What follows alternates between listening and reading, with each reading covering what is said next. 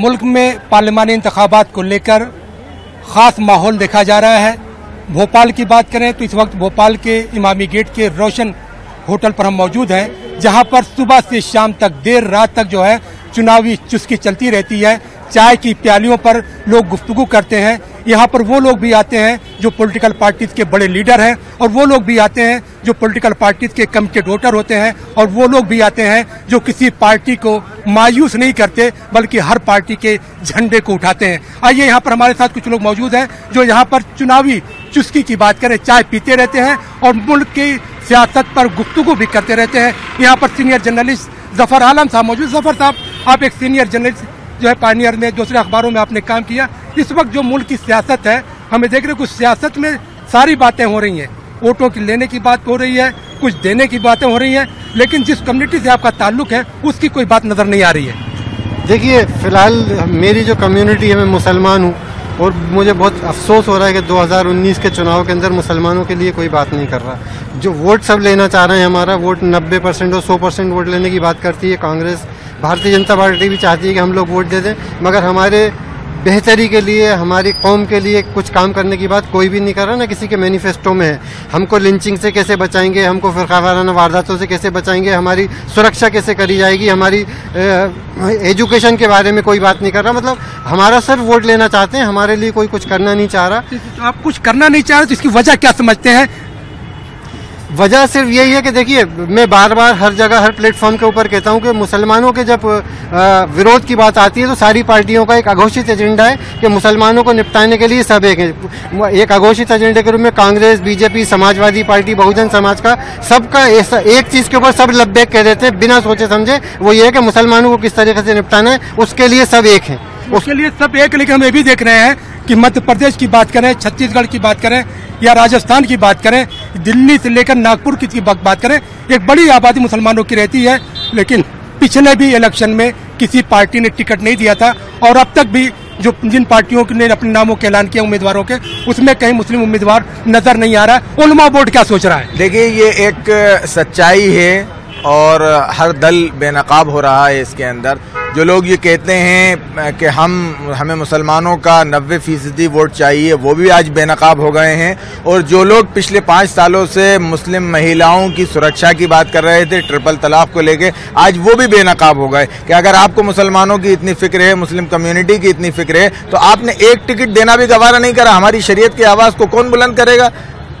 लोकसभा शरीयत की आवाज की बुलंदी की बात हम तो देख रहे हैं कि आपकी कम्युनिटी में भी तो इंतशार है। बिल्कुल है, इंतशार है। और हमारी कम्युनिटी इस बार अल्हम्दुलिल्लाह, हमें उम्मीद है, हमारी जहाँ जहाँ बात हुई है सबने ये फैसला लिया है कि अगर अभी भी हम इंतजार कर रहे हैं, अगर टिकट नहीं होता है, हमारे मुसलमानों को नुमाइंदगी नहीं मिलती है, तो हम अपने उम्मीदवार खड़े करेंगे और इंशाल्लाह उनको जिताने की पूरी कोशिश करेंगे। उलमा बोर्ड अपने उम्मीदवार खड़ा करेगा, आपने सुना जो है। आपको क्या लगता है कि क्या इस तरह के फैसले से जो फासिस्ट ताकतें हैं जिनकी बात हो रही है, क्या उनको आप शिकस्त दे सकेंगे? बात शिकस्त देने की, हारने की, जीतने की नहीं है, लेकिन कम से कम किसी रूप में, किसी तरह से हमारा विरोध वहां तक तो पहुंचे, सरकारों तक या सियासी दलों तक, तो वो एक शुरुआत होगी।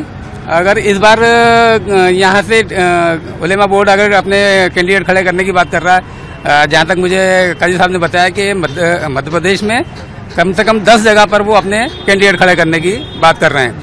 अगर वो जीत हार के रवैये से ना भी लड़के सिर्फ कैंडिडेट खड़ा करने की बात करेंगे, हो सकता है कि अगली बार पार्टियों को, सियासी दलों को लगेगा कि वो उनको प्रेशर ग्रुप की जो टैक्टिक्स है उसको अपनाने की बात हो रही है। यहाँ पर आइए, कुछ और लोग भी मौजूद हैं, उनसे जानते हैं कि चुनाव के जमाने में आप चाय पी रहे हैं और ये चुस्कियों के साथ साथ जो सियासत पे बातें हो रही हैं, आपको क्या लगता है कि हिंदुस्तान का जो मंजरनामा है, भारतीय जनता पार्टी कुछ और बात कर रही है, कांग्रेस कुछ और बात कर रही है, कहीं पर हिंदुत्व की बात हो रही है, कहीं पर सेकुलरिज्म की बात हो रही है, कहीं पर सॉफ्ट हिंदुत्व है, कहीं पर हार्ड हिंदुत्व है, लेकिन हिंदुस्तान का तहफ़्फ़ुज़ कैसे हो, रोशन मुस्तकबिल कैसे हो, आपको कहीं नजर आ रहा है? देखिए, सबकी बातों में बड़ा फर्क है, लेकिन मुझे ऐसा लग रहा है कि चारों तरफ एक माहौल ऐसा बन रहा है कि मुसलमानों की जो बात करेगा वो उसको मुसलमानों के नाम से डराया जा रहा है कि अगर जो भी मुसलमानों की बात करेगा तो वो एक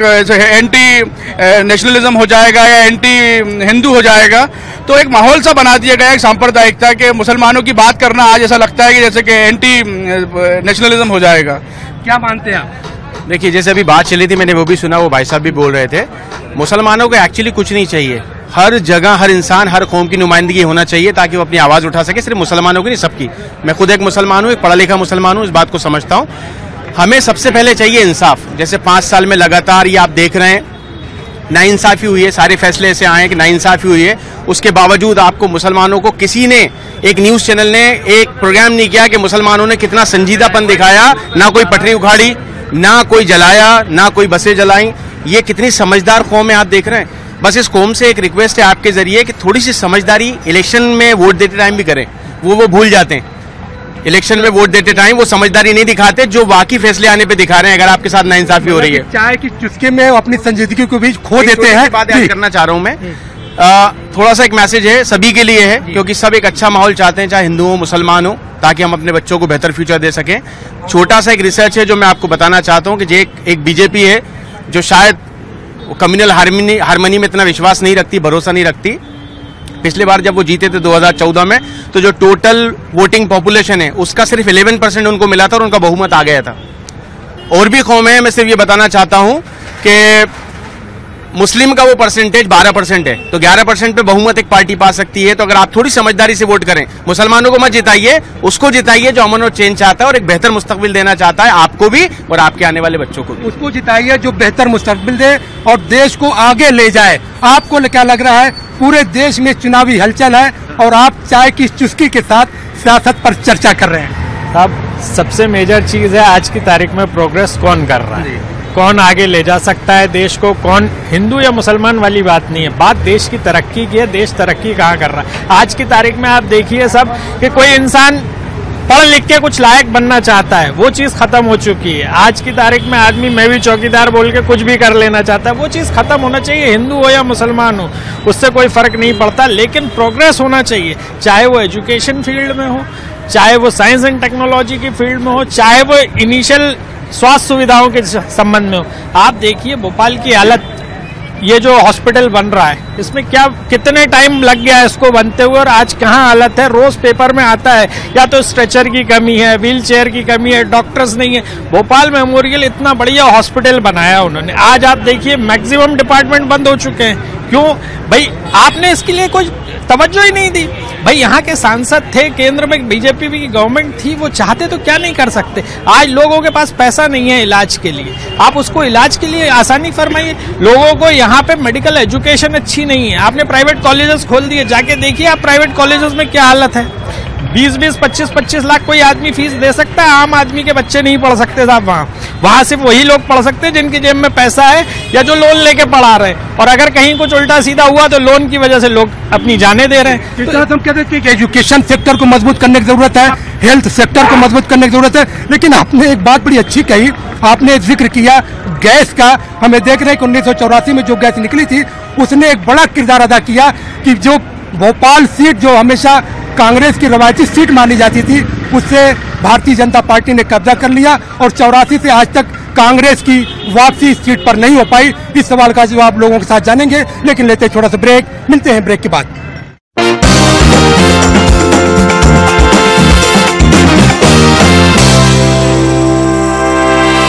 नाज़रीन, ब्रेक के बाद एक बार फिर आप सबका खैर मकदम और आप देख रहे हैं न्यूज़ 18 उर्दू का खास प्रोग्राम चुनावी चुस्की। इस वक्त हम लोग भोपाल के इमामी गेट के रोशन होटल पे खड़े हैं, जहां हिंदुस्तान के रोशन मुस्तकबिल पर चाय की प्यालियों पर चर्चा हो रही है। आइए यहाँ पर और भी कुछ लोग हैं, उनसे जानते हैं कि यहाँ पर जब हम चाय की चुस्कियों की बात करते हैं, पॉलिटिकल पार्टीज के नज़रिए की बात करते हैं, तो यहाँ पर हम ये देखते हैं कि पॉलिटिकल पार्टीज के साथ साथ यहाँ पर आम जो वोटर्स है वो क्या सोच रहा है, वोटर्स की अपनी जिम्मेदारियाँ क्या हैं, क्या वो पॉलिटिकल पार्टीज के एजेंडे में, उनके बहकावे में आ रहे हैं या वो कुछ और सोच रहे हैं। यहाँ पे इमरान साहब आपसे जानना चाहेंगे, एक गहरी नज़र आप लोग रखते हैं। भोपाल में हम देख रहे हैं कि 84 के बाद मंजरनामा बदल गया है। वो सीट जो कांग्रेस की रवायती सीट थी, अब वो भारतीय जनता पार्टी की रवायती सीट बनी हुई है। क्या वजह मानते हैं?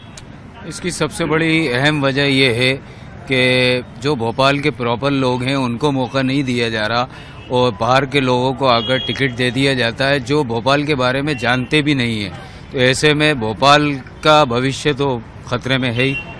तो भोपाल का भविष्य खतरे में है, आप क्या मानते हैं? बिल्कुल सही है जी, बिल्कुल सही है जी। क्योंकि अगर भविष्य मुस्तकबिल खतरे में है तो आप पर ये जिम्मेदारी है, आप यूथ हैं, आप अपने वोट का जब इस्तेमाल करने जाएं तो मुस्तकबिल की बातें करें, कैसे बचाएंगे? हम यही बचाएंगे कि आवाम को ये कहेंगे कि भाई अपना मुस्तकबिल की फ़िक्र करो, क्योंकि अल्लामा इकबाल ने एक बड़ा अच्छा शेर कहा था, वतन की फ़िक्र करना था, मुसीबत आने वाली है, तेरी बर्बादियों के मशवरे हैं आसमानों में, न समझोगे तो मिट जाओगे ए हिंदुस्तान वालों, तुम्हारी दास्तां तक भी न होगी दास्तानों में। तुम्हारी दास्तां तक भी न होगी दास्तानों में। आप चाय पी रहे हैं, इस वक्त चुनाव का मौसम, हर तरह के लोग आते हैं, रंग रंग की बातें हो रही हैं, कैसा लगता है आपको कि सियासी पार्टियां जो बातें कर रही हैं उसमें कुछ दम है या आपके दर्द की बात ही नहीं हो रही है? साहब मैं जहाँ तक ये कहूँगा कि न्यू जनरेशन को आगे आना चाहिए, और दूसरी बात जो ये अपने वजीर आला हैं प्रधानमंत्री नरेंद्र मोदी, जो ये कहते हैं कि मैंने देश के लिए हिंदुस्तान के लिए बहुत कुछ करा, उन्होंने हज़ारों करोड़ों रुपए सिर्फ वर्ल्ड घूमने में बर्बाद करे हैं। अगर वही पैसा अगर हिंदुस्तान में लगाते तो हो सकता था अपना हिंदुस्तान आगे होता। और जहाँ तक ये वर्ल्ड घूम रहा है, इनको खुद नहीं मालूम कि हिंदुस्तान में कितनी गलियाँ और कितने गाँव होंगे। ये अपने प्रधानमंत्री जी को और वर्ल्ड की सैर करना है, आप उनसे पूछें कि हिंदुस्तान में कितने गाँव हैं, कितनी गली है, कितने किसान मर रहे हैं, कितनी विधवाएं जहर खा रही हैं आपकी वजह से। ये मौका है 5 साल बाद आपको अपनी पसंद के लीडर चुनने का, पसंद की पार्टी चुनने का, ताकि अगर किसी पार्टी ने आपके एहसास का ख्याल नहीं रखा तो वहां पर आप बेहतर ढंग से उसका जवाब दे सके। आइए कुछ और लोगों से बात करते हैं, क्योंकि भोपाल एक राजधानी, मध्य प्रदेश की राजधानी, मध्य प्रदेश के बनने से पहले भी ये नवाबों के ज़माने में भी राजधानी था, लेकिन पुराने भोपाल और नए भोपाल को अगर हम देखते हैं तो एक बड़ा फर्क डेवलपमेंट को देखने को मिलता है। आइए कुछ यूथ से जानते हैं। मुख्तार साहब, यहाँ पर भारतीय जनता पार्टी की 15 साल हुकूमत रही, मरकज में हुकूमत, और फिर मुसलमानों की क़यादत की बात करें तो आपको क्या लगता है कि हक मिलता है?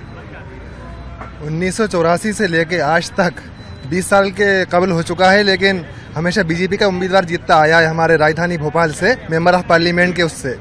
तो मेरा यही कहना है कि इस बार भी भोपाल की आवाम को बीजेपी के ही मेंबर को जिताना चाहिए पार्लियामेंट के इंतखाब के लिए। और जो हमारे कांग्रेस के रहनुमा बातें कर रहे हैं कि साहब 90% वोट जो हैं कांग्रेस को मिलेंगे मुसलमानों के, तो उन लोगों ने मुसलमानों के लिए क्या करा है? मध्य प्रदेश के मुसलमानों के लिए, भोपाल के मुसलमानों के लिए जो कांग्रेस के रहनुमा 90% मुस्लिम वोट की उम्मीद लगाए बैठे हुए हैं। मेरा तो यही कहना है, जो लोग उम्मीद लगाए हुए बैठे हैं उनको अपने गरीबान में भी झांकने की जरूरत है। जी हाँ, जो मुख्तार ने जो बातें कहेंगे वो सही कहेंगे, और आवाम को अपना खुद भी उम्मीदवार को देखना चाहिए कि आगे क्या होना चाहिए। जी, खुर्शीद साहब, आप एक शायर हैं और चाय की जो है चुस्की के साथ चुनाव पे जो चर्चा हो रही है, जो बातें हो रही है, तो कैसा लग रहा है इस बीच में एक शायर क्या सोच रहा है इसमें? साहब मैं तो ये कहूँगा साहब कि चुनाव में कोई भी जीते, लेकिन चुनावी माहौल बड़ा अच्छा चल रहा है, बहुत ही अलग है। और इस पर मैं आपको कुछ अशार पेश करना चाहूँगा कि देश में जम के भ्रष्टाचार होना चाहिए। क्या बात है? देश में जम के भ्रष्टाचार होना चाहिए, पैसे की चारों तरफ भरमार होना चाहिए। बीवी है नाराज नकली मोतियों के हार से, बीवी है नाराज नकली मोतियों के हार से, 9 लखा उसके गले में हार होना चाहिए। बेईमानी करके साहूकार होना चाहिए, मौज मस्ती से भरा संसार होना चाहिए। मौज मस्ती से भरा संसार होना चाहिए। लेकिन मुझे इस वक्त जावेद लखनवी का शेर याद आ रहा है कि वो कहते हैं कि इलेक्शन का जब जमाना आता है तो कुछ लोग तो ऐसे होते हैं जो कमिटेड वर्कर होते हैं, लेकिन कुछ ऐसे भी होते हैं जो हर पार्टी का झंडा उठाते हैं, या आप कह सकते हैं वो किसी को नाराज नहीं करते, वो किसी को मायूस नहीं करते। तो उसी के लिए वो कहते हैं कि तरह तरह की ग़िज़ाएं मिलती हैं इलेक्शन में, कहीं पुलाव तो कहीं पूरियां भी होती हैं। वो किसको वोट दे जो हर तरफ की खाए हो, नमक हलाल की मजबूरियां भी होती हैं। आइए कुछ और लोग हैं। सरवर साहब, इलेक्शन का मौका हमें देख रहे, पॉलिटिकल पार्टीज अपनी बात कर रही हैं, लेकिन आपका जो दर्द है, एक आम वोटर जो सोच रहा है चाहे हम एजुकेशन की बात करें भोपाल की या भोपाल के ओवरऑल डेवलपमेंट की बात करें, भोपाल गैस त्रासदी का शहर है। 1984 में यहाँ पर गैस निकली, लेकिन आज भी हम देख रहे हैं कि लोग मौत और जिंदगी के बीच जंग लड़ रहे हैं। पॉलिटिकल पार्टियां आती हैं, दावे करती हैं, वादे करती हैं, चली जाती हैं। आपका दर्द क्यों नहीं समझ में आ रहा है? देखिए, भोपाल में 84 में गैस रिसी थी और उसमें हजारों लोग मारे गए थे, लेकिन इलाज के नाम पर आज भी जो हालत अस्पतालों की है वो बहुत ख़राब है। जो गैस राहत अस्पताल बनाए गए हैं उनमें जो डॉक्टरों की समुचित व्यवस्था और इंतज़ाम होना चाहिए वो इंतज़ाम नहीं है। भोपाल हॉस्पिटल इतना बड़ा बनाया गया करोड़ पर, और ये लग रहा था कि भोपाल के लोगों का एक अच्छा इलाज होगा, लेकिन वहाँ इलाज नहीं मिल रहा। आज हमीदिया अस्पताल में इलाज नहीं है, अपने कोई जो DIG बंगले का जो अस्पताल है उसमें कोई इलाज नहीं है। तो गैस पीड़ितों का जो दर्द है उसको कोई समझ ही नहीं पा रहा। अगर सर समझ नहीं पा रहा तो गैस पीड़ित या आम वोटर जो है वो अपना दर्द समझाने के लिए मुत्तहिद क्यों नहीं हो रहे हैं? देखिए, जो वोटर है, वोटर को मेरा अपना मानना ये है कि हमारा जो वोटर है भोपाल का, उसको ज्यादातर फिक्र जो रहती है वो मुआवजे की रहती है, तो उसको मुआवजा मिलना चाहिए। लेकिन जो बीमारी जो के हालात पैदा हुए हैं, जो अस्पतालों की बदतर व्यवस्था है, उस पर कोई ध्यान नहीं दे रहा। यहाँ पर जितने भी अभी मंत्री बने, रसूल अहमद सिद्दीकी साहब मंत्री थे, उन्होंने काफी काम किया था। अभी आरिफ अकील साहब हैं, वो भी काफी काम कर रहे हैं। और इससे पहले जो 15 साल BJP की सरकार रही तो उनके मंत्रियों ने गैस पीड़ितों की तरफ कोई ध्यान नहीं दिया किसी भी तरीके से। गैस पीड़ितों की तरफ ध्यान नहीं दिया। हम यहाँ पे एक बहुत बड़ा अहम सवाल यह है कि पिछले 1984 से भारतीय जनता पार्टी का कब्जा यहाँ पर है पार्लियामेंट की सीट पर। उससे पहले कांग्रेस की सीट हुआ करती। इस बार कांग्रेस ने दिग्विजय सिंह को मैदान में उतारा है। भारतीय जनता पार्टी ने अभी तक अपने कैंडिडेट के नाम का ऐलान नहीं किया है। ये जो देरी हो रही है, आपको क्या लगता है?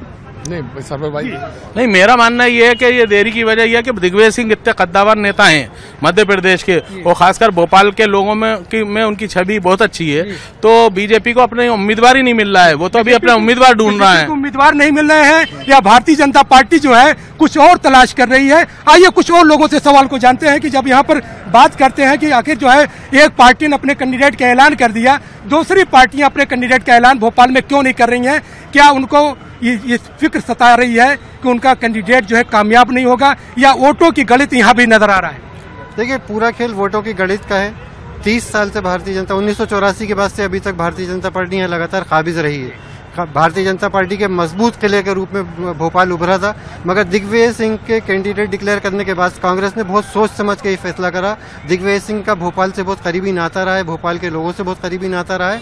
और दिग्विजय सिंह का जो नाता है वो एक सियासी नाता नहीं है, एक पर्सनल लेवल के साथ उनका नाता है। और उसके अंदर भारतीय जनता पार्टी के भी बहुत से लोग दिग्विजय सिंह से मुतासिर है। दिग्विजय सिंह ने उनकी मदद करी है और उनके घरेलू मददें करी हैं उनके जाती मामलों के अंदर। तो भारतीय जनता पार्टी को अपना मजबूत किला ढहता हुआ दिख रहा है। इसलिए भारतीय जनता पार्टी के बड़े बड़े दिग्गज यहाँ से मना कर चुके हैं चुनाव लड़ने को, चाहे वो शिवराज सिंह चौहान हो या नरेंद्र सिंह तोमर हो, सब ने मना कर दिया यहाँ से। और इस बार ऐसी उम्मीद लग रही है कि शायद दिग्विजय सिंह बहुत अच्छी तादाद के साथ इस भारतीय जनता पार्टी के मजबूत किले को ढहा देंगे। जीत कांग्रेस की हो या भारतीय जनता पार्टी की, लेकिन हम ये देख रहे हैं कि जब मध्य प्रदेश बना है, यहाँ से पहले मेंबर पार्लियामेंट मैमुना सुल्तान गई थी, उसके बाद 3 बार उनको मौका मिला। आरिफ बेग यहाँ से मेंबर पार्लियामेंट रहे हैं। अब उस कम्युनिटी की बातें यहाँ पर नहीं हो रही हैं, क्या वजह समझते हैं? जैसे मैंने पहले भी कहा था कि बिल्कुल आइसोलेट कर दिया गया है। मुस्लिम की अगर आप बात कर रहे हैं, कैंडिडेट तो छोड़िए, उनके बारे में बात करने को भी तैयार नहीं है कोई। किसी भी मैनिफेस्टो में कहीं कोई जगह नहीं है, चाहते ही नहीं है। असल में जो एक कांग्रेस किसी भी मैनिफेस्टो में जगह नहीं है आपके लिए? जी बिल्कुल, किसी मैनिफेस्टो में जगह नहीं है।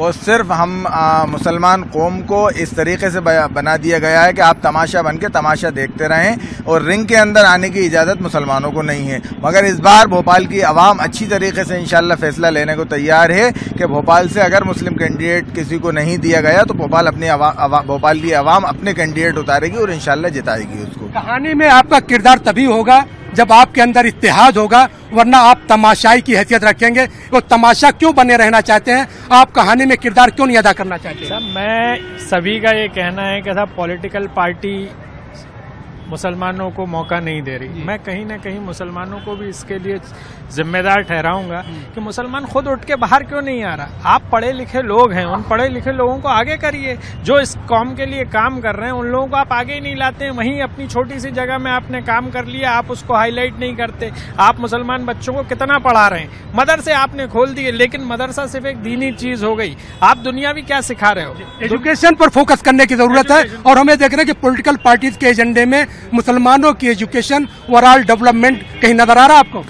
नहीं, देखिए कहीं भी मैंने अभी मोदी जी का एक बयान पढ़ा था, उन्होंने कहा कि हम नीतियां बनाते हैं सबके लिए, हम किसी मजहब के लिए नीतियां नहीं बनाते कि मुसलमान के लिए अलग बनाए, हिंदू के लिए अलग बनाए। लेकिन मेरा उनसे सवाल है कि आप नीतियां जो अलग अलग नहीं बनाते हैं, लेकिन इम्प्लीमेंट जो आप करते हैं वो सबके लिए बराबर भी नहीं हो रहा है। आप इतनी सांप्रदायिकता आपने फैला दी है कि आपके लोग जो है मुसलमानों को पूछने को तैयार नहीं है। तो आप नीतियां, सबको नीतियों का फायदा सबको बराबर नहीं मिल रहा है। इमरान साहब क्या वजह मानते हैं?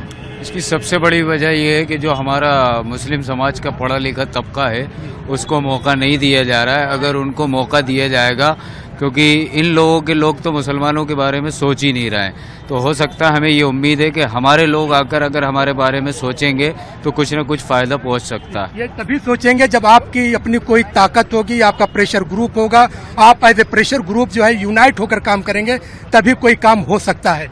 जी सही कह रहे हैं आप। इंतखाबी शोर में सियासी पार्टियों के दावे और वादों के बीच भारतीय जनता पार्टी ने, कांग्रेस ने और दूसरी पार्टियों ने अपने अपने मैनिफेस्टो को जारी कर दिया है। लेकिन आम वोटर की बात करें, वो तो मैनिफेस्टो को पढ़ता भी नहीं है। वो तो ये चाहता है कि उसके शहर का, उसके मोहल्ले का, उसकी गलियों का विकास हो। अगर कोई पढ़ा लिखा है तो उसके हाथों को रोजगार मिले, अगर पढ़ा लिखा नहीं है तो उसको दूसरी तरीके से रोजगार दिया जाए, ईद को जो है ज्यादा से ज्यादा मौका दिया जाए। आइए कुछ और लोग हमसे जानते हैं, चुनावी शोर में आपका दर्द कहाँ दिखाई दे रहा है? मेरा दर्द इस दिखाई देता है कि इस हिंदुस्तान में कुछ वर्षों से राजनीति बहुत गंदी हो गई है। जाति, धर्म, भेदभाव, राज्य, प्रांत, इन पे नहीं होना चाहिए। जो हमारी गंगा जमुना तहजीब है उसको हमेशा सबको साथ लेकर चलना चाहिए, सबको अवसर मिलना चाहिए, भेदभाव नहीं। और ये जो घोषणा पत्र करते हैं, ये घोषणा पत्र जो है ना, ये और जनता को बिगाड़ देते हैं। ये वादे करते हैं, कभी इनके वादे पूरे नहीं होते हैं। अगर आज से क्या, मेरे से बड़े बड़े लोग यहाँ हैं, ये जो जितनी घोषणा पत्र करते हैं केवल ये छल करते हैं, धोखा करते हैं। इन घोषणाओं से कुछ नहीं होता। अरे आप इनके दर्द को समझो, इनकी तकलीफों को समझो, उसका हल करो, वो सच्ची राजनीति है। घोषणाओं से कुछ नहीं होता, दर्द को समझने की जरूरत है। हाँ। जब तक दर्द नहीं समझेंगे, वोटर के एहसास को नहीं समझेंगे, तब तक साथ नहीं। तो आखिर क्या वजह है? पॉलिटिकल पार्टियां बातें तो करती हैं कि हम सबको साथ लेके चलेंगे, वो जो है देश को यूनाइट करने की भी बातें करते हैं, लेकिन प्रैक्टिकल क्यों नहीं हो पा रहा है? प्रैक्टिकल इसलिए नहीं हो पाता कि वो केवल वो ये चाहते हैं कि हमारी जीत हो, हमारी पार्टी की जीत हो। हमारी पार्टी ऐसा नहीं है भाई। जो अच्छा आदमी है उसको आप वोट करो, इसमें सब छोड़ो भेदभाव, तो देश का विकास होगा, जनता का विकास होगा, हम का विकास होगा, गरीब का होगा, अमीर का होगा, छोटे का होगा, बड़े का होगा, सबका होगा विकास। सबको समान अवसर मिलना चाहिए, सबको बराबरी का मौका मिलना चाहिए, सबको तरक्की का मौका मिलना चाहिए। आप यहाँ पर चाय पीने के लिए आए हैं, चुनावी समय है, चाय के साथ साथ लोग चर्चा कर रहे हैं। आप किस तरह की सरकार चुनना चाहते हैं कि ऐसा सरकार जहाँ पर आपके सपने साकार हो सके? अभी आपने कहा था कि भोपाल में सीट डिक्लेयर नहीं हुई है, मुझे लगता शायद हो सकता है सेटिंग ना हो पाई हो। पहला पॉइंट तो ये है। दूसरा पॉइंट वही रोजी रोटी और रोजगार की बात है। सबसे इम्पोर्टेंट तो यही है कि लोगों को सबसे पहले रोजी रोटी और मकान की व्यवस्था हो। मोदी जी ने प्रयास तो किया, लेकिन मुझे लगता है शायद वो सफल नहीं हो पाए, ग्राउंड लेवल तक चीजें पहुंची नहीं है। ठीक है, और आपका आभारी हूँ, मीडिया तक ये बात पहुंचेगी कि हर आदमी तक सबसे पहले रोजी रोटी और रोजगार का इंतजाम हो। रोजी रोटी और रोजगार के साथ तीन चीजें बड़ी इंपॉर्टेंट है कि जो है शांति की व्यवस्था होनी चाहिए, यूथ को समान अवसर मिलना चाहिए, हेल्थ का जो सेक्टर है, क्योंकि भोपाल की जब हम बात करते हैं तो गैस त्रासदी की भी बात करते हैं, लेकिन भोपाल एक बीमार शहर बन के रह गया है। जी बिल्कुल सही कह रहे हैं। उसका सबसे बड़ा कारण है कि साफ सफाई की तरफ प्रॉपर ध्यान नहीं है। बहुत सी ऐसी बस्ती है, छोटी छोटी बस्ती है, जहाँ पे ग्राउंड लेवल पे वो काम हुआ नहीं है जो होना चाहिए था। अभी आप देखिए, यहीं आसपास के क्षेत्र में निकल जाइए, बहुत ज्यादा गंदगी मिलेगी। और मैं तो ये चाहता हूँ इसके लिए पब्लिक डायरेक्ट अवेयर हो। क्यों किसी पॉलिटिशियन के पीछे हम जाएं कि वो आदमी साफ करेगा? हमारी खुद की ये जिम्मेदारी है। और उम्मीद करते हैं हमारे जो आगे राजनेता आएंगे वो इस पे भी सोचेंगे और सबसे पहले रोजगार पे सोचेंगे। क्यों? क्योंकि अगर हमारा नौजवान शिक्षित होगा, उसके पास रोजगार होगा, तब तो देश तरक्की करेगा।